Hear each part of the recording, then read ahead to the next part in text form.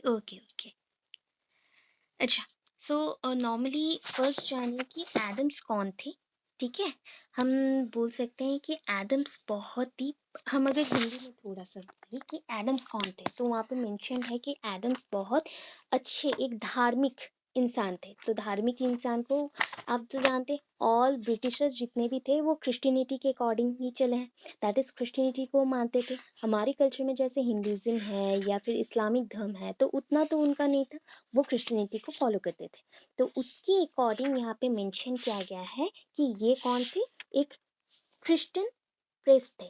That means जैसे होते हैं फादर होते हैं ना चर्च में, वैसे ही होते हैं प्रेस्ट। ओके, सो एडम एक सच्चे समाज सेवक भी थे। मैं कुछ पॉइंट्स बोल रही हूँ, उसको याद रखेंगे तो स्टोरी वाइज पूरा कंप्लीट हो जाएगा। हिंदी बच्चे आप लोग भी अच्छे से सुन लो। तो वो कौन थे, एक क्रिश्चियन प्रेस्ट थे। दैट इज, अब अगर याद नहीं रहा तो फादर लिख सकते हैं, जैसे चर्च में फादर रहते हैं वैसे ही थे, ठीक है? क्योंकि वो लोग क्या होते हैं, बहुत ही बड़े विद्वान होते हैं, दैट मीन्स नॉलेजियस पर्सन होते हैं, बहुत अच्छे नॉलेजियस पर्सन होते हैं, समाज सेवक हैं। दैट इज वो सोशल वर्क करने को पसंद करते थे, इसलिए इंडियन कल्चर से बहुत ही इन्फ्लुएंस हुए थे। ये सारी चीज़ बुक में मेंशन नहीं है, तो ज़्यादा से ज़्यादा आप लोग ये वर्ड्स को यूज़ कर सकते हैं यहाँ पे, ठीक है? सो नेक्स्ट है, उन्होंने इंडिया में कब आया? वो आए नियर अबाउट 1818 में। यहाँ पे बहुत ही छोटे छोटे हैंडराइटिंग में मेंशन है, सो मैं क्लियरली दिखाती हूँ आपको कि इंडिया में वो कब आए, 1818 में। अच्छा, 1813 में कौन सा एक्ट हुआ था? प्रीवियस क्लास में मेंशन था, कौन सा एक्ट है? 1813, 1813 में कौन सा एक्ट आया था? मैं अभी भी मेंशन की थी, चार्टर एक्ट, राइट। सो चार्टर एक्ट ना हर साल आता है। क्या होता है, जब ब्रिटिश गवर्नमेंट था ना उस पीरियड में, हर 5 इयर्स में, जैसे अभी के टाइम पे जानते हैं एजुकेशनल जो प्लान है, एवरी 5 इयर्स के विद इन वो चेंज हो जाता है, थोड़ा सा कुछ ना कुछ मॉडिफिकेशन होता है। जैसे कि 2005 में एनसीएफ आया, नेशनल करिकुलम फ्रेमवर्क आया, ठीक है, 2005 में। उसके बाद ये मॉडिफिकेशन हुआ अगेन 2010 में आया। अगर कोई चीज़ को मॉडिफाई नहीं करना है तो वो अगेन रीपब्लिश्ड होता है। मतलब अगर जो नोटिस है उसमें कुछ भी चेंज नहीं हुआ तो वहाँ पे एक सिग्नेचर होगा, वहाँ पे एक एप्लीकेशन लिखा जाएगा एंड उसको पब्लिश किया जाता है, रिपब्लिश्ड होता है। वैसे ही सेम चीज़ एनसीएफ ने फिर से कब मॉडिफाई किया? अभी के टाइप पे मॉडिफाई किया। ये एक शॉर्ट क्वेश्चन है, ओटेट के लिए, सीटेट के लिए आता है। एनसीएफ जो लास्ट है दैट इज एनसीएफ 2020। एनसीएफ 2020 में जो आपका 10+2 का सिस्टम था वो चेंज हो गया है। 10+2+3 का सिस्टम अभी मॉडिफाई हो गया है। 5+3+2+3 ऐसा सिस्टम हो गया, ठीक है? ऐसा सिस्टम में अभी पढ़ाई हो रहा है। तो वैसे ही ना उस टाइम पे भी जब 1818 था, दैट मीन्स 1813 को एक चार्टर एक्ट आया। तो 1813 को जब चार्टर एक्ट आया, उसके 5 साल बाद फिर से कोई तो न्यू एजुकेशनल प्लान आएगा ना। बट देखा गया कि एजुकेशन में बहुत ही प्रॉब्लम आ रहा है, इतना प्रॉब्लम फेस करें इंडिया के लोग कि एजुकेशन में नॉलेज क्या गेन करेंगे। यहाँ पे तो कंट्रोवर्सी चल रहा है, यहाँ पे झगड़े चल रहे, दंगे चल रहे हैं, क्योंकि सबको एक्स्ट्रा टैक्स पेमेंट करना पड़ रहा, पे करना पड़ रहा। उसके बाद एजुकेशन में ओनली डाउनवर्ड फिल्ट्रेशन थ्योरी के थ्रू किसको पढ़ाया गया? ओनली ब्रिटिशर्स को पढ़ाया जा रहा है, सॉरी ब्रिटिशर्स को जो फॉलो करते हैं, दैट मीन्स हायर सोसाइटी के जो पर्सन्स हैं उनको पढ़ाया गया। लोअर सोसाइटी और मिडिल क्लास फैमिली के जो बच्चे हैं वो नहीं पढ़ सकते। इतना तो हमने मेंशन किया था।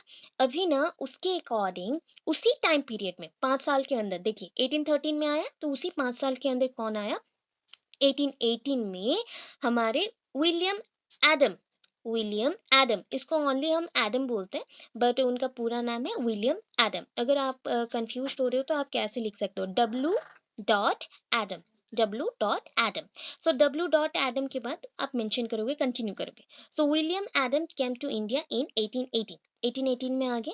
ऑलमोस्ट उन्होंने इंडिया में कितने साल रहे? 27 ईयर्स यहाँ पे स्पेंड किए उन्होंने। कितने साल रहे? उन्होंने एक 1-2 साल स्पेंड नहीं किया, 27 ईयर्स स्पेंड किया। पूरा 27 ईयर्स उन्होंने स्पेंड किया। एंड वो फर्स्ट कहाँ पे आए थे पता है? बंगाल में ही आए थे, दैट इज कलकत्ता। कलकत्ता में वो आए, ठीक है? सो उस टाइम पे कौन गवर्नर था?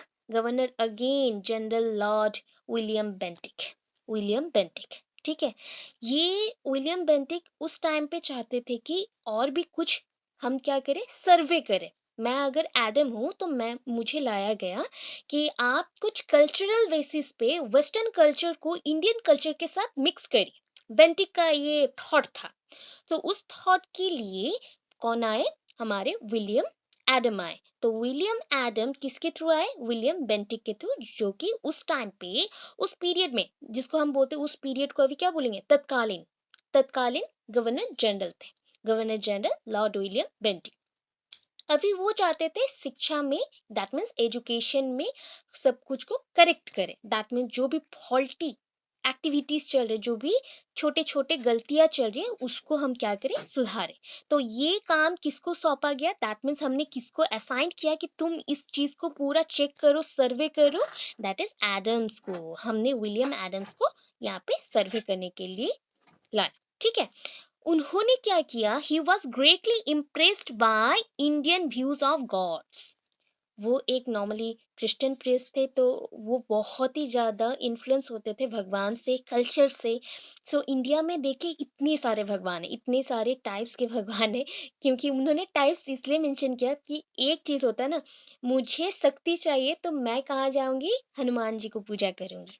मुझे अच्छा एक ध्यान पूर्वक कुछ लगाना है तो मैं राम जी को पूजा करूँगी। तो ये इंडिया में उस टाइम पे कल्चर में था। ऐसे हम डिवीज़न करते हैं कि एक भगवान से हमें एक चीज़ चाहिए, तो दूसरे भगवान से हमें दूसरा चीज़ चाहिए। तो ये सारा जो कल्चर था ना, उससे एडम्स बहुत ही ज़्यादा इन्फ्लुएंस्ड हो गए, इम्प्रेस्ड हो गए, ठीक है? बहुत ज़्यादा प्रभावित हो गए।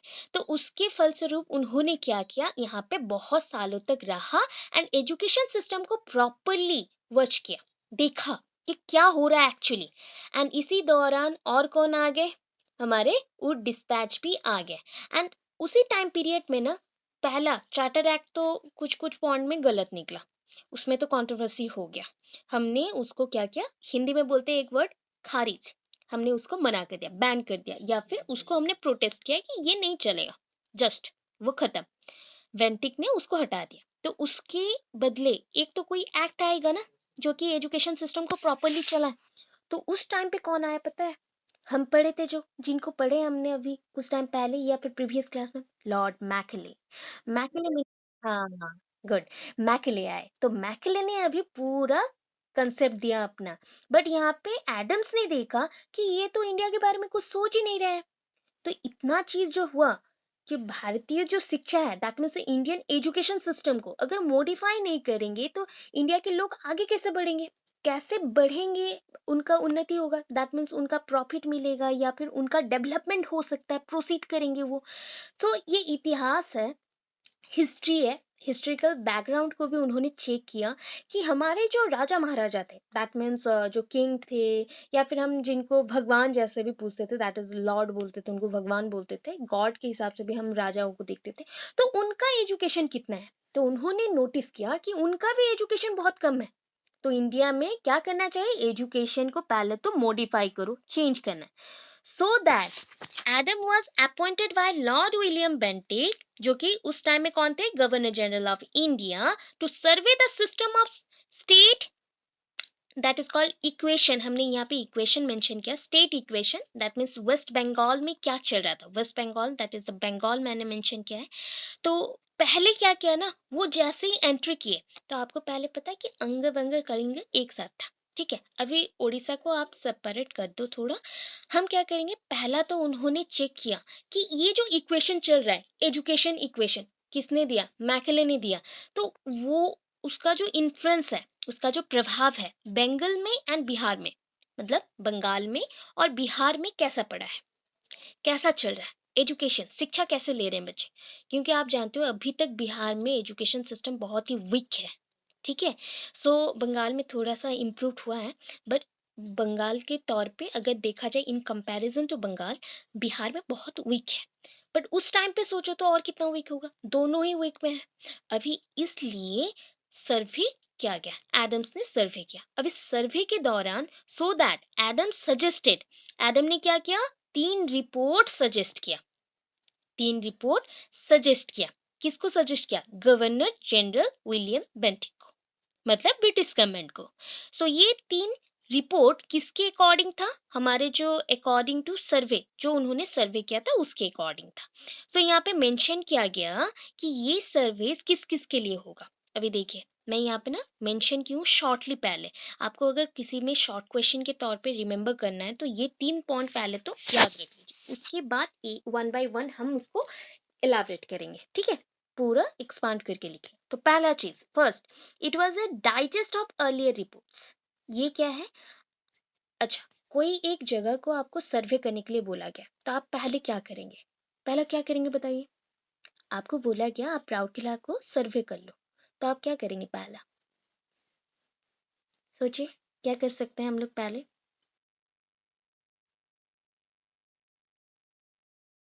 हाँ, तो उसके लिए हमें क्या करना पड़ेगा? दैट इज़ कॉल्ड, हम बोलते हैं जनगणना, सेंसस। हम सेंसस डाटा निकालेंगे, ठीक है? जनसंख्या हम चेक करेंगे कि कितना पॉपुलेशन पहले है। पॉपुलेशन के अकॉर्डिंग कितने लोग पढ़े हैं, ठीक है? हम बोलते हैं सेंसस डाटा। सेंसस डाटा हमें कहाँ से मिल जाएगा? डिस्ट्रिक्ट वाइज सारे थानास होते हैं, उस टाइम पे थाना थे। डिस्ट्रिक्ट वाइज हम बोल सकते हैं या फिर थाना बोल सकते हैं। तो थाना में सारे रिपोर्ट्स मिल जाते थे। तो हमें जनसंख्या भी मिल जाएगा, पॉपुलेशन मिल जाएगा कि इंडिया की पॉपुलेशन कितना है। देन हम क्या करेंगे? प्रोसीड करेंगे उसके अनुसार कितना लिटरेसी रेट है, कितने लोग पढ़ चुके हैं, कितने लोग शिक्षित हैं। ये पहला था। तो उसके हिसाब से हम देखें तो ये जो रिपोर्ट निकला, तो फर्स्ट रिपोर्ट क्या आया? टोटल जितने पहले रिपोर्ट्स थे ईस्ट इंडिया कंपनी आने के बाद, उसके बाद से सारे रिपोर्ट्स को हमने पूरा पढ़ा एंड उसका एक summary, brief summary, that is called digest part, हम जितना हजम कर पाए उसका जो भी असर आया वो रिजल्ट है। तो it was a digest of earlier report, जितने रिपोर्ट थे उसका डाइजेस्ट फॉर्म में पूरा ब्रीफ एक दे दिया हमने। सेकंड जो था, नॉर्मली यहाँ पे सेकंड सेकंड जो आएगा ना वो बेस्ड ऑन थर्ड है, that means second and third एक साथ आए।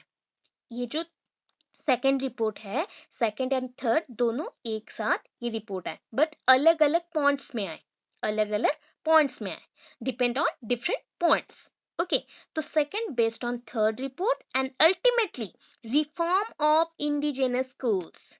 इंडिजिनस स्कूल्स, अभी इंडिजिनस स्कूल्स में कौन कौन आएगा? पाठशाला आएंगे, मस्क में जो पढ़ाई होता है, ठीक है, वो आ जाएगा। मस्जिद में या मस्क में जो पढ़ाई होता है वो आ जाएगा, वो एजुकेशन।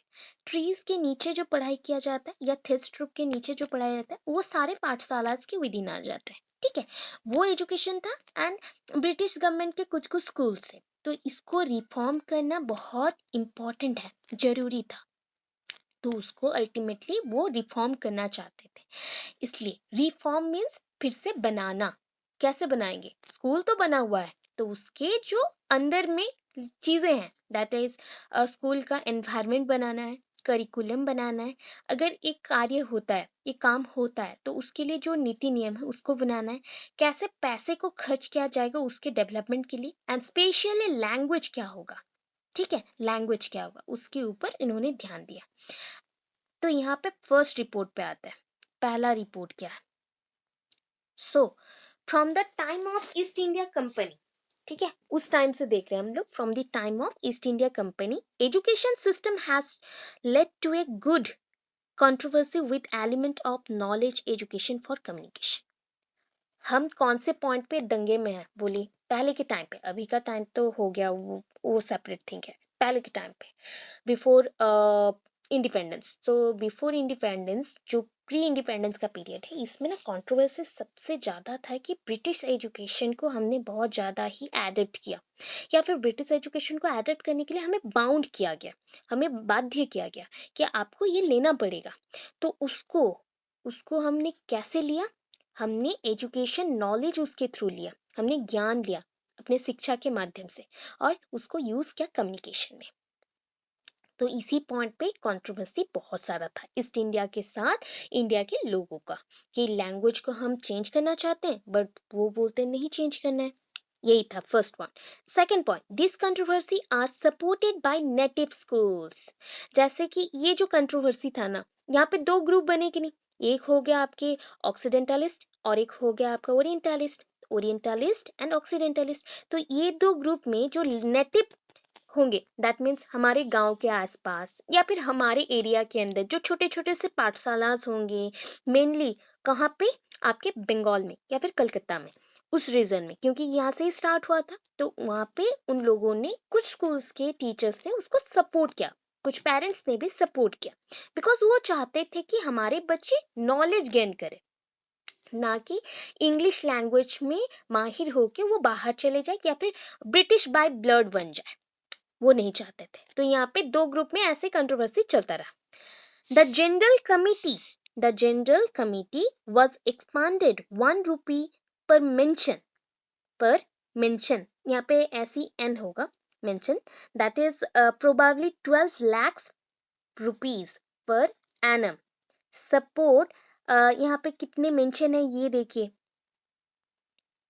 हम यहाँ पे छोटे छोटे पॉइंट्स में हमने जो बंगाल है, दैट इज़ द बांग्ला, हम बोल सकते हैं बंगाल, या फिर बांग्ला, वेस्ट बंगाल बोलते हैं, या बंगाली जहाँ पे चलता है वो सारे, और बिहार में, तो उसके अकॉर्डिंग हर साल हम कितना खर्च करेंगे। तो वहाँ पे पहले के टाइम पे हमने मेंशन किया था कि 1 लाख रुपीज़, 1 लाख रुपीज़ हम खर्च करेंगे। तो इन्होंने मेंशन किया कि हर एक स्कूल के लिए हम पर मंथ 1 रुपया देंगे, ठीक है। सो उसको काउंट किया गया, तो उसके हिसाब से 12 लाख रुपया, that is 12 lakh rupees per annum खर्चा होगा, ठीक है। तो उसको सपोर्ट करने के लिए ये पॉइंट मेंशन था, इस पॉइंट को आप नेग्लेक्ट कर सकते हो, मेरे टाइम्स का नोट है तो मैंने यहाँ पे एक्स्ट्रा कुछ लिखा है, तो उसको नेग्लेक्ट कर सकते हैं। एक probably 12 lakh rupees per annum इतना मेंशन करने से चलेगा, इसको कट कर दीजिएगा, क्योंकि ये बंगाल में जैसा हुआ वैसे ही आपका बिहार में भी हुआ, ठीक है। इसको कट कर दीजिएगा, कोई ज़रूरत नहीं है, ये पॉइंट उसको मैं समझने के लिए ऑन की थी, ठीक है। सो उसके बाद नेक्स्ट देखिए, ऑब्जर्वेशन। तो इन्होंने इतने पॉइंट्स को ऑब्जर्व किया, ऑब्जर्व करने के बाद उन्होंने अवलोकन दिया। ऑब्जर्वेशन मीन्स अवलोकन करना, पूरा चीज को डिटेलली एनालाइज किया। एनालाइज करने के बाद बोला, सम स्कॉलर, उनमें से जो भी बोलते हैं ना, ज्ञानी व्यक्तियां हैं, मतलब आप में आपके ग्रुप हैं, ठीक है, आपके ग्रुप में बहुत लोग होंगे, बहुत ही पढ़े हैं ज़्यादा, कुछ लोग होंगे कम पढ़े लिखे। तो उनमें से कुछ स्कॉलर जो कि बहुत ही पढ़े लिखे हैं, ज्ञानी हैं, उन्होंने क्या बोला, ये मिथ है, ठीक है। Some scholar believe in myth, some scholar believe in myth and some believe in reality. कुछ वास्तव में जीते हैं, कुछ अवास्तविक चीजों में जीते हैं। मतलब यहाँ पे जो कंट्रोवर्सी चल रहा था उसी पॉइंट पे है, ठीक है। कुछ लोग बोले ना, रियलिटी है, हमारे इंडिया को बदलना पड़ेगा, इंडिया के एजुकेशन को बदलना पड़ेगा। और कुछ लोगों ने बोला नहीं नहीं, हम फॉलो करेंगे उनको, क्योंकि वो हमें खाना देते हैं, वो हमें रहने को देते हैं, वो हमारे बच्चों के लिए सोचते हैं, उसके लिए। तो ये मिथ था, कुछ लोगों ने सोचा मिथ, कुछ लोगों ने सोचा ये रियलिटी, ठीक है। अकॉर्डिंग टू देम ये स्कूल वाज ए प्लेस, उनके लिए ये जो जो दो ही सोच रहे हैं, that is the orientalist and occidentalist, myth सोच रहे हैं या रियलिटी सोच रहे हैं, दोनों का ही एक थॉट है, एक थॉट में वो दोनों सेम है क्या। अकॉर्डिंग टू दैम ये स्कूल वाज ए प्लेस, एक स्कूल वाज ए प्लेस, एक विद्यालय ऐसा एक जगह है where instruction was given to one student or more student by the teacher or the father himself or any member of the family। School या विद्यालय एक ऐसा जगह है जहाँ पे स्टूडेंट को, एक स्टूडेंट को या फिर बहु, दैट मीन्स एक से ज़्यादा बहु स्टूडेंट्स हम बोल सकते हैं, या फिर बहु छात्रों को, या फिर हम क्या करते हैं यहाँ पे स्टूडेंट्स को क्या देंगे, नॉलेज देंगे। तो नॉलेज के लिए कौन कौन दे सकता है, जो एलिजिबल है। तो एलिजिबल कौन है, फादर हो सकता है, टीचर हो सकता है, या फिर any member of the family जो पढ़े लिखे हो, एजुकेट हो, वो, ठीक है। सेकंड रिपोर्ट में क्या मेंशन किया गया, सेकेंड रिपोर्ट तो मैंने बहुत ही शॉर्टली लिखा है, इसको एक्सप्लेन करना, मतलब एक्सप्लेन करना या एक्सप्लेनेशन देना कोई ज़रूरत नहीं है, एक्सप्लेन आपको नहीं करना है, ठीक है। एक्सपांड भी नहीं करना है इस पॉइंट्स को, ओनली ऐसे ही लिखना है एंड फुल मार्क्स आएगा। मेरे टाइम पे एडम्स रिपोर्ट ही आया था, सो मैंने एग्ज़ाम दिया था 2019 को, तो उसके अकॉर्डिंग अभी बहुत सारे चेंजेस आ गए हैं। सो आपका एडम्स रिपोर्ट फिर से आने के चांसेस है, क्योंकि प्रीवियस टाइम जो प्रीवियस ईयर का क्वेश्चन है आपके टेलीग्राम ग्रुप में ऑलरेडी प्रेजेंट है, आप वहाँ से जाके चेक कर सकते हो। प्रीवियस ईयर का क्वेश्चन मेंशन है वहाँ पे। आपका एडम्स रिपोर्ट शॉर्ट में था एंड नाइतालीम जो है ना वो लॉन्ग क्वेश्चन में आया था, तो इसलिए इसको आप क्या करेंगे, शॉर्टली कर देंगे। ठीक है।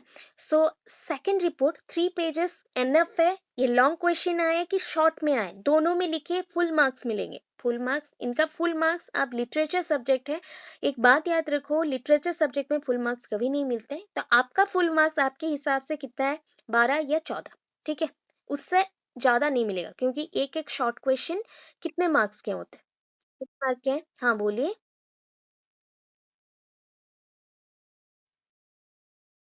अच्छा, मैंने लिंक दिया था ना।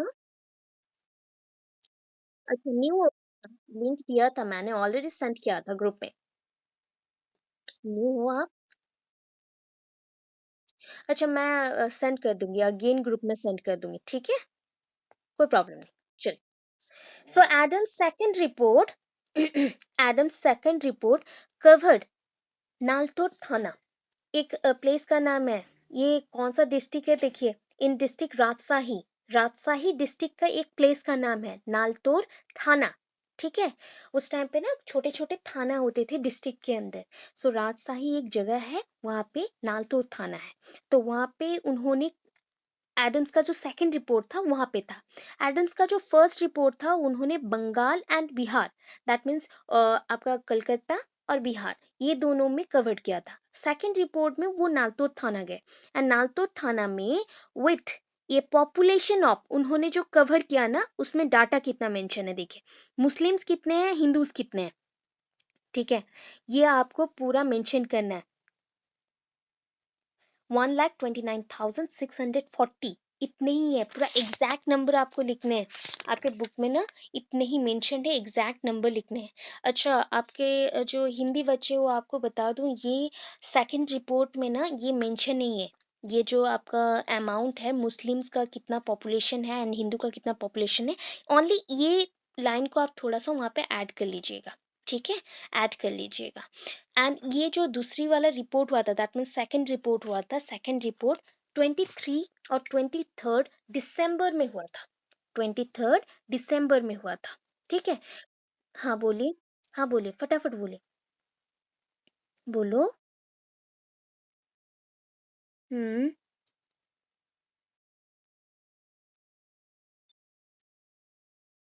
हम्म। पूरा लिखिए।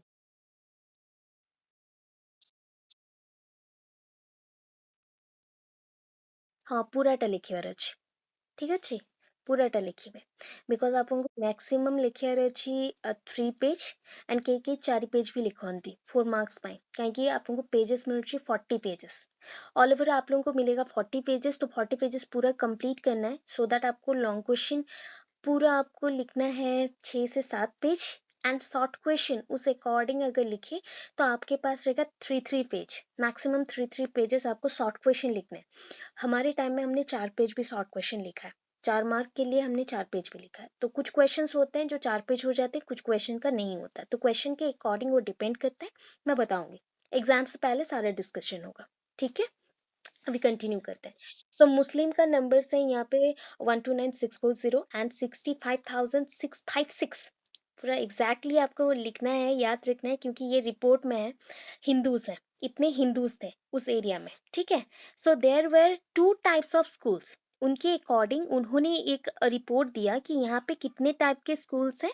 2 टाइप के स्कूल्स हैं, एक है रेगुलर स्कूल और एक है मॉडर्न स्कूल। दैट इज, एक को हमने मेंशन किया regular school, and regular school means वही आपका मॉडर्न स्कूल है जो अभी के टाइम पे हमने किया। एंड और एक क्या होगा, पाठशालास मेंशन था, पहले के टाइम पे पाठशालास मेंशन था, उसको हम डोमेस्टिक स्कूल भी बोल सकते हैं। डोमेस्टिक स्कूल घर के साथ लगा हुआ रहेगा, बारंदा में होगा, या फिर जस्ट पेड़ के नीचे होगा, आसपास के एरिया में होगा। कोई एक टीचर आया जो कि थोड़ा एजुकेटेड है सोसाइटी में, या फैमिली मेंबर्स में कोई एजुकेटेड है, वो पढ़ा देगा। मंदिर के बारंदा में बैठ के पढ़ सकते हैं, या मंदिर के जो सामने एरिया रहता है उसमें गार्डन में बैठ के पढ़ सकते हैं, ऐसे टाइप का था। सो 2 टाइप के स्कूल हो गए, रेगुलर स्कूल बोल सकते हो या मॉडर्न स्कूल, एंड जो दूसरा है डोमेस्टिक स्कूल। तो there were 2 types of schools, ये पॉइंट हो गया, as against 27 elementary schools with 262 students were opened. तो उस टाइम पे ना एलिमेंट्री स्कूल, उसके अगेंस्ट हम देखें तो regular school and modern school, regular school और modern school and domestic school, इसके अलावा और क्या था, आपके जो 27 एलिमेंट्री स्कूल ओपन हुए थे, तो उसमें ओनली 262, दैट इज 262 स्टूडेंट्स मिलके पढ़ रहे थे, दैट मीन्स उसके थ्रू ही ये ओपन हुआ था। सो 27 स्कूल्स हैं, 27 एलिमेंट्री स्कूल्स हैं, ठीक है। 27 एलिमेंट्री स्कूल्स के लिए ओनली 262, दैट इज 262 स्टूडेंट्स पढ़ते थे, ठीक है। सो यहाँ पे आपके बुक्स में, हिंदी बच्चों के बुक्स में ये जो रिपोर्ट है ना, ये रिपोर्ट थोड़ा चेंज हो गया है। तो रिपोर्ट के जो नंबर्स हैं, प्लीज़ उसको करेक्शन कर लो, क्योंकि रिपोर्ट्स में ये रिपोर्ट इंग्लिश में है एंड ये आर्टिकल्स में भी आप चेक करोगे तो इतना ही मिलेगा। तो आपके बुक में थोड़ा सा आई थिंक गलत है, उसको करेक्शन करना पड़ेगा। अगर आप करेक्शन नहीं कर सके तो छोड़ देना, मैं आपको कल सुबह तक करेक्शन करके दे दूंगी, ठीक है। करेक्शन करके आपको दे दूंगी। अच्छा, नेक्स्ट देखिए, अभी फॉलोइंग पॉइंट्स इंपॉर्टेंट थे जो कि उनके फाइंडिंग्स थे, उन्होंने ऑब्जर्व किया था। पहले तो एज ऑफ स्कूलिंग, बच्चों का एज ऑफ स्कूलिंग पहले के टाइम पे कितना था, हमारे टाइम पे अभी तो बहुत कम हो गया है। सो वहाँ पे देखिए, as of admission that is the 8 years, only 8 years थे, ठीक है। ओनली 8 years बोल रही हूँ, दैट इज एडमिशन अगर करना है तो बच्चा 8 साल तक जब नहीं हो जाता तब तक उसको स्कूल में नहीं भेजते हैं, 6 साल का है नहीं जाएगा। हमारे टाइम पे क्या आया, 5 साल के बच्चे स्कूल जा सकते हैं। अभी के टाइम पे क्या है, नॉर्मली 2.5 से 3 साल के बच्चे प्री स्कूल्स जाएंगे, that is a play school में पढ़ेंगे, प्री स्कूल्स हम बोलते हैं, या फिर प्ले स्कूल्स में पढ़ेंगे। तो पहले के टाइम पे 8 years के बच्चे एडमिशन ले सकते हैं, एज ऑफ स्कूलिंग 14 years है, एज ऑफ स्कूलिंग 14 years है, एडमिशन का टाइमिंग है 8 years, एंड स्कूलिंग वो कब तक पढ़ सकता है, कोई पढ़ाई अगर छोड़ना चाहे तो 14 के बाद वो छोड़ सकता है, ठीक है। अभी next, schools for the teaching of Quran, Muslim schools हैं, कुरान पढ़ाई होता है, ठीक है। तो उसके लिए कितने स्कूल्स थे, देखिए 11 Arabic schools for this purpose, इस काम के लिए और इस कुरान को पढ़ाने के लिए 11 अरबिक स्कूल थे।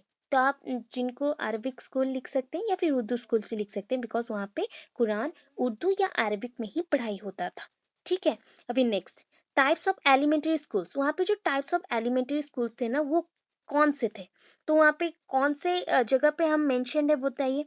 हम तो बंगाल में हैं, सो बंगाल में है मीन्स हम यहाँ पे बंगाली स्कूल्स होंगे। तो 10 बंगाली स्कूल्स थे एंड 4 पर्शियन स्कूल्स थे, 4 पर्शियन स्कूल्स थे, ठीक है।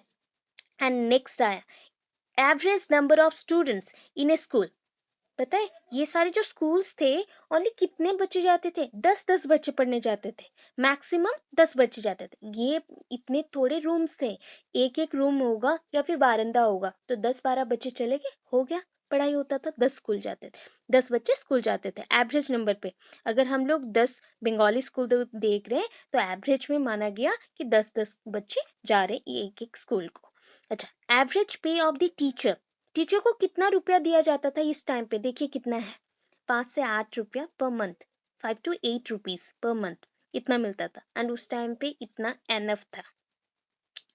नो फीमेल एजुकेशन, उस टाइम में सेकंड रिपोर्ट में बताया गया कि नालतो थाना पे जो राजशाही डिस्ट्रिक्ट पे आता है, वहाँ पे पढ़ाई एजुकेशन जो होता था ओनली बॉयज़ के लिए था, फीमेल्स के लिए नहीं था, मेल्स के लिए था, फीमेल्स के लिए नहीं था। लिटरेसी रेट, इधर बोल रहे हैं हम ना, लिटरेसी रेट कितना है, देखिए 6.1% है, ठीक है।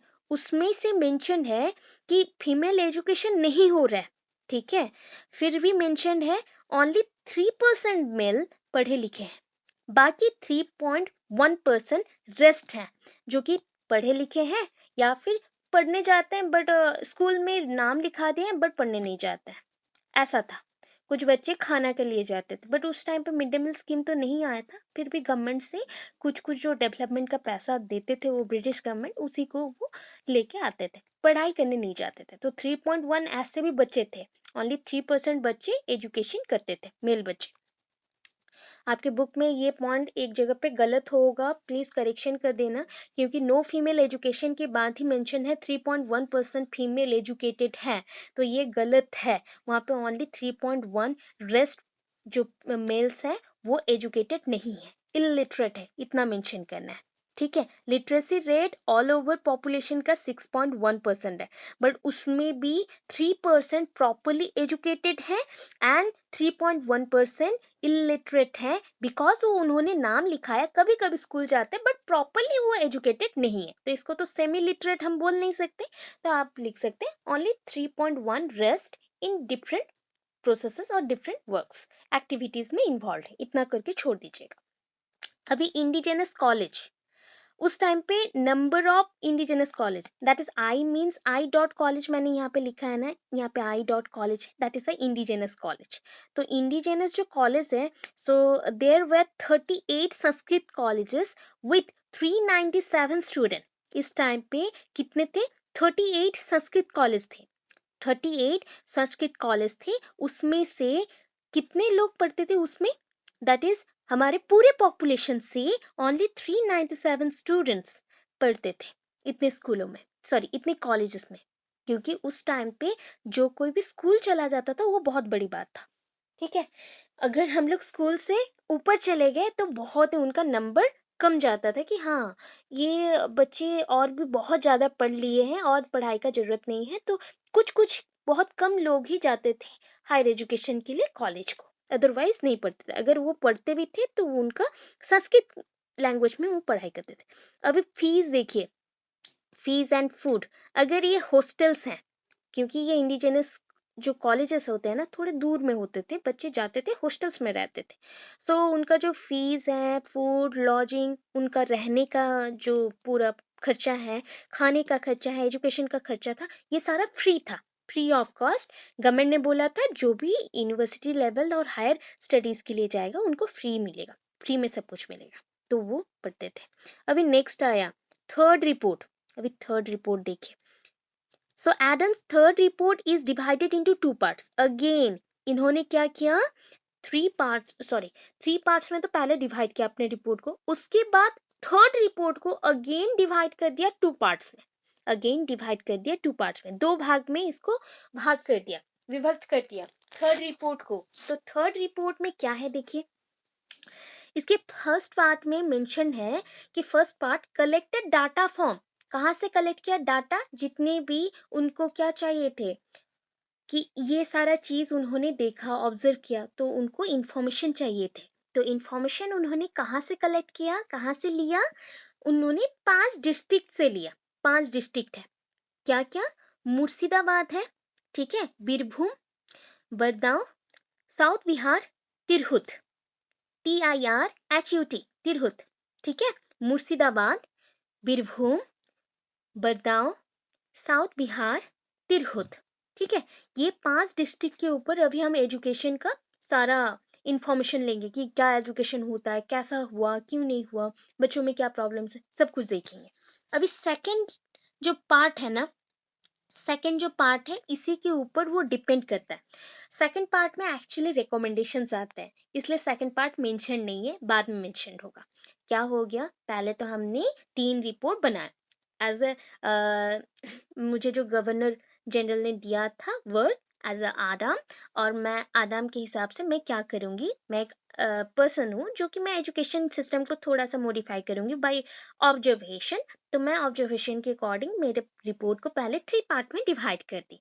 अभी 3 पार्ट के अंदर जो थर्ड वाला पार्ट था उसको अगेन सब डिवाइड किया गया, 2 पार्ट में और विभक्त किया गया।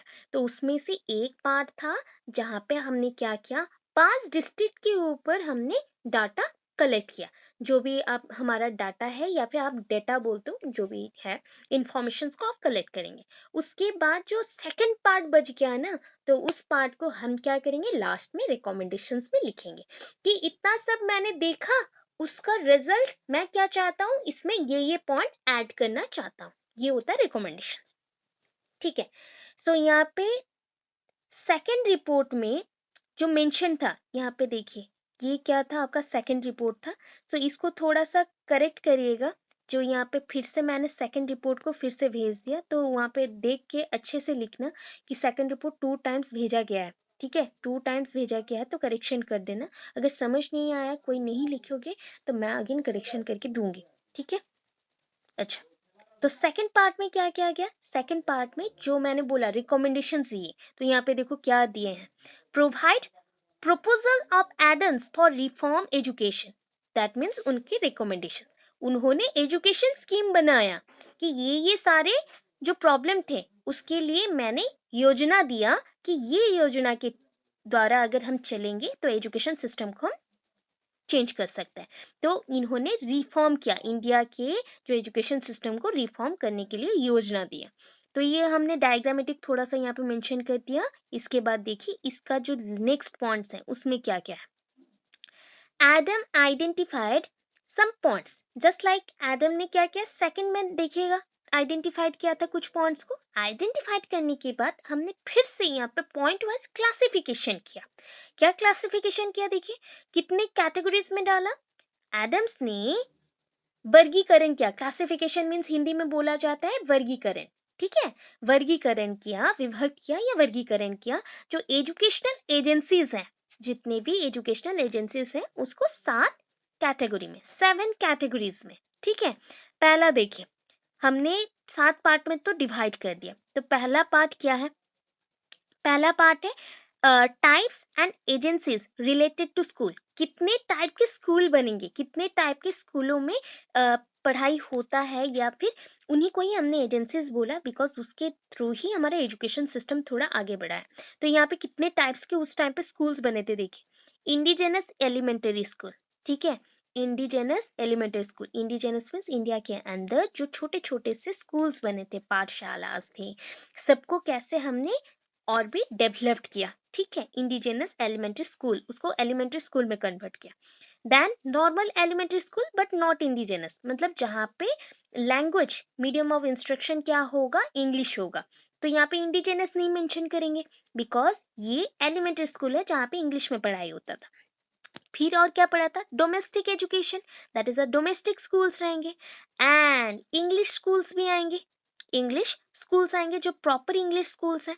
देन नेटिव फीमेल स्कूल्स, अभी थोड़ा थोड़ा देखा गया कुछ कुछ जगह पे कि नेटिव फीमेल स्कूल्स बन रहे हैं, ठीक है, उस टाइम पे जो 5 डिस्ट्रिक्ट्स में हमने ऑब्जर्वेशन फिर से किया ना, उसमें हमने मेंशन किया कि यहाँ पे नेटिव फीमेल स्कूल्स बने कुछ जगह पे। फिर और क्या होगा, इन स्कूल्स फॉर लर्निंग, बच्चों के पढ़ाई के लिए जो स्कूल्स रहेगा, जैसे कि पाठशाला हो गए, मस्क हो गए, मस्जिद हो गए, या फिर आपका मंदिर हो गया जहाँ पे पढ़ाई हो सकता है। देन लास्ट एडल्ट इंस्ट्रक्शंस, मतलब घर पे ही जैसा होता है डोमेस्टिक एजुकेशन जैसा है ना वैसा ही, यहाँ पे कोई एक मास्टर आएगा जो कि पढ़ाएगा और बच्चे पढ़ेंगे, ठीक है, इतने टाइप्स के स्कूल्स थे, हो गए। Then next extend of education, हम यहाँ पे एक्सटेंशन करेंगे, क्या, Adam called school as a place and homes where education was given, school एक प्लेस है, एक जगह है, एंड वो घर जैसा है, ठीक है, जहाँ पे एजुकेशन दी जाती है। एंड कुछ टाइम पे हम मेंशन कर सकते हैं स्कूल एक तरह का सोसाइटी भी है जहाँ पे हम पढ़ाई सीखते हैं, मिनिएचर सोसाइटी हमने पहले भी मेंशन किया था। अभी देखिए नेक्स्ट पॉइंट, थर्ड पॉइंट में क्या मेंशन है, थर्ड पॉइंट में मेंशन हुआ टीचर सैलरी कितना होगा, सेकंड रिपोर्ट में आपने मेंशन किया था ₹5 to 8 पर मंथ, टीचर लोगों को कितना सैलरी मिला, 5 से 8 रुपए पर महीने, एक महीना में उनको 5 से 8 रुपए दी जाएंगे। एज ऑफ स्कूलिंग, बच्चों का एज ऑफ स्कूलिंग कितना था, अभी पढ़ के आए थे वही पॉइंट है, एज ऑफ एडमिशन है 8 years, एज ऑफ स्कूलिंग है 14 years, मतलब बच्चा कंपलसरी उतना पढ़ना पड़ेगा, ठीक है। कोर्सेस ऑफ स्टडीज, क्या क्या पढ़ाई होता था, जैसे कि बंगाली एंड संस्कृत कॉलेज है, ठीक है, या स्कूल्स हैं, तो वहाँ पे हिंदूज के लिए होते थे, एंड वहाँ पे अगर बंगाली एरिया है, दैट मीन्स बंगाल है, वेस्ट बंगाल का है, तो वहाँ पे बंगाली होगा या संस्कृत होगा। अगर वो जगह बिहार का होता है तो वहाँ पे बंगाली नहीं होता, संस्कृत होता, हिंदी होता। सो हिंदी तो आया नहीं था, फिर भी कुछ कुछ जगह पे तब तक इनकॉर्पोरेट होना स्टार्ट किया था थोड़ा बहुत, इसलिए नेग्लिजिबल है, ठीक है, संस्कृत मेंशन किया गया। अभी देखिए मुस्लिम बच्चों के लिए कौन से लैंग्वेज है, कोर्सेस ऑफ स्टडीज कौन से लैंग्वेज में होंगे, अरेबिक एंड पर्सियन, पर्सियन में होंगे, अरेबिक में होंगे, ठीक है। एंड उसके बाद 6 पॉइंट पे आया एजुकेशन ऑफ वुमेन, वुमेन के लिए जो एजुकेशन आया लड़कियों के लिए, मेड पीपल एफ्रेड, उस टाइम में ना लोग डर जाते थे लड़कियां पढ़ने जाएंगी। अरे, जो लड़कियां पढ़ने जाती हैं वो उनको हम क्या बोलते हैं, नॉर्मली हम बोलते हैं कि डायन है या राक्षस है, क्योंकि वो उन्होंने घर का काम काज छोड़ के बाहर गए। उस टाइम पे मेंशन किया जाता था ऐसे थॉट्स को। एंड वहाँ पे बोला जाता था, अगर कोई गर्ल का शादी हो गया है, मैरिज हो गया, आफ्टर मैरिज वो एजुकेशन लेने के लिए ट्राई करती है, क्योंकि उसको पढ़ने का बहुत शौक था, जो कि उसने किया नहीं। अगर कहीं पे जाती है तो बोला जाता है तुम्हारा हस्बैंड डेथ करेगा या फिर मर जाएगा, उसका डेथ हो जाएगा। तो ऐसे कंडीशंस वहाँ पे रखे जाते थे, ऐसे थॉट्स थे, स्टीरियोटाइप थे, इसलिए लोग डर जाते थे अगर वुमेन, अगर जो गर्ल्स है वो पढ़ने जाए तो स्कूल में। देन लास्ट पॉइंट बहुत अच्छा था, स्कूल्स ओपन फॉर ऑल। यहाँ पे स्कूल्स ओपन नहीं है, किसके लिए नहीं है? वुमेन्स के लिए नहीं है। अगर फिर भी 1% लोग जाते थे, हाँ उनके लिए अलाउ था कि स्कूल्स में वो आ सकते, पढ़ाई कर सकते। ठीक है, अभी देखिए इसके रिकमेंडेशंस, इनके रिकमेंडेशंस कितने पॉइंट्स हैं? ओनली 6 पॉइंट्स मैंने मेंशन किया है, एंड लास्ट कंक्लूजन है। कंक्लूजन आप एडम्स के थॉट के हिसाब से अपनी पॉइंट को रख सकते हैं, क्योंकि मैंने पहले ही बोला एडम्स एक सोशल वर्कर थे, समाज सेवी थे, एंड इन्फ्लुएंस हुए थे इंडिया के कल्चर के थ्रू। एंड इंडिया में एजुकेशन और रिवोल्यूशनरी चेंज इन एजुकेशन को लाना उनका मेन मोटो था, मीन्स विप्लव लाना, एजुकेशन में चेंजेस लाना। ठीक है, जो कि इंडिया में जो एजुकेशन सिस्टम है वो नहीं चल रहा है, तो उसी को वो फोकस करके काम करे थे। तो यहाँ पे देखिए उनके रिकमेंडेशंस क्या थे, इन ब्रिटिश गवर्नमेंट को उन्होंने क्या क्या बोला कि क्या करने से इंडिया में हमारा जो एजुकेशन है वो थोड़ा बढ़ेगा। Publication of new text books, text books को हम पब्लिकेट करेंगे, दैट मीन्स हम पब्लिश करेंगे इन बंगाली, हिंदी, उर्दू। मैंने बोला अभी कुछ पॉइंट्स कि हिंदी कुछ कुछ जगह चलता था, स्टार्ट हुआ था, जैसे कि बिहार में। तो इस अकॉर्डिंग जो बुक्स आएंगे, ठीक है, जो बुक्स आएंगे एलिमेंट्री स्कूल्स के लिए, ठीक है, तो उनके लिए स्कूल के बुक्स कौन से लैंग्वेज में होंगे? बंगाली में होंगे, Bengali, Hindu, that is sorry Hindi and Urdu, ये तीन में होंगे। Then appointment of an examiner for each district, just like inspector होते हैं, फूड इंस्पेक्टर होते हैं, एजुकेशन इंस्पेक्टर्स होते हैं, इंस्पेक्शन के लिए आते हैं, वैसे ही ईच डिस्ट्रिक्ट में एक एग्जामिनर होगा, जो कि पढ़ाई कितना हो रहा है, नहीं हो रहा है, एजुकेशन प्रॉपरली चल रहा है कि नहीं, अगर चल रहा है तो सारे बच्चे आ रहे हैं कि नहीं, एनरोल्ड किए हैं तो वो बच्चे आ रहे हैं कि नहीं आ रहे, क्या हो रहा है, तो वो सब वो देखेगा, चेक करेगा। Third point, appointment of inspector for supervising the work of examinees. ठीक है, एग्जामिनीज और that is called examiners, examiners हैं, एग्जामिनीज भी हैं। वी आर एग्जामिनीज बिकॉज हम अटेंड कर रहे हैं, एग्जाम में हम बैठ रहे हैं। आप लोग अगर मुझे जज कर रहे हो तो आप लोग हो गए एग्जामिनर्स। ठीक है, वो दोनों के वर्क को देखेगा एंड उनको सुपरवाइज करेगा, देखभाल करेगा कि क्या हो रहा है, एक्चुअली बच्चों में लैकिंग है या फिर टीचर्स अच्छे नहीं है, तो वो सारे पॉइंट्स को वो सुपरवाइज करेगा, देखेगा, ऑब्जर्व करेगा। देन टीचर ट्रेनिंग को यहाँ पे हमने फोकस डाला। एडम्स ने बोला बच्चों को पढ़ाना इंपॉर्टेंट नहीं है, पढ़ाने से पहले टीचर्स प्रॉपर होने चाहिए, तभी तो बच्चे नॉलेज लेंगे ना। ओनली बच्चे को हमने क्या किया, कोई भी एक एडल्ट आके पढ़ा दिया, वो कितना पढ़ाएगा? अगर एक टीचर टीचर ट्रेनिंग लेके आता है तो वो प्रॉपर वे से, प्रॉपर मीडिया को यूज करके वो पढ़ाएगा, प्रॉपर माध्यम से, एक निर्दिष्ट माध्यम के द्वारा ही वो पढ़ाएगा। तो इसलिए ट्रेनिंग ऑफ टीचर होना चाहिए। Next number 5, award of small grants of land to village schools for their maintenance। हम क्या करेंगे, जहाँ पे स्कूल्स नहीं है, ठीक है, छोटे छोटे पाठशालास हैं या मंदिर में पढ़ाई होते हैं, तो ऐसे जगह पे हमें क्या देना चाहिए, स्कूल्स बनाना चाहिए। तो हम हर एक गांव में कुछ कुछ जगह देंगे, अवार्ड करना मीन्स उनको दे देना, उनको हम उपहार नहीं दे रहे, जस्ट लाइक उनको दे रहे हैं। ठीक है, असाइंड कर रहे हैं कि यहाँ पे एक एक स्कूल बनेगा इस जमीन पे, एंड वहाँ पे बच्चे पढ़ेंगे। Next number 6, organisation of experimental forms for agricultural education. Means अभी क्या हो रहा है, जैसे होता है ना लेबोरेटरी, तो उस टाइम पे तो लेबोरेटरी नहीं थे, उतने थे क्या, साइंस का तो कुछ हुआ नहीं था। तो एग्रीकल्चर में कैसे आगे बढ़े या फिर क्या क्या उसमें चेंजेस ला सकते हैं, अच्छा कर सकते हैं, उसके लिए एक्सपेरिमेंट के लिए ऑर्गेनाइजेशन बनने लगा।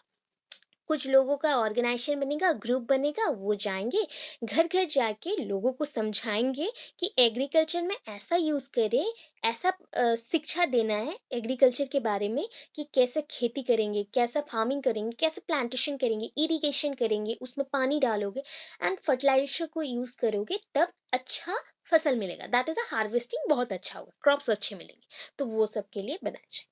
तो ये पॉइंट्स को उन्होंने मेंशन किया। तो Adam wanted that his plan may be tried in some areas first। कुछ जगह पे एडम चाहते थे कि ये चीज हम जैसे एक्सपेरिमेंट करते हैं ना, जैसे कि फॉर द फर्स्ट टाइम कोई क्रीम आप लेके आ रहे हो, तो क्रीम को क्या करते हो, पहला आप अपने हाथों में लगाते हो या फिर बॉडी के एक छोटे से पार्ट में लगाते हो कि क्या रिएक्शन हो रहा है। अगर कोई रिएक्शन नहीं हुआ देन बॉडी में हम यूज कर सकते हैं, टोटल बॉडी में।